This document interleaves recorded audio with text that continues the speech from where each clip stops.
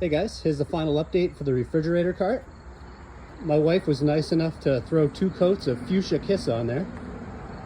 I actually think it looks really good in that color. And it will match the dancers nicely. But overall, nice quick project. As you can see here, I threw some 2-inch casters on there so they can roll it around the dance studio and do whatever kind of dance they're doing. Smooth as butter. Boring guy, DIY.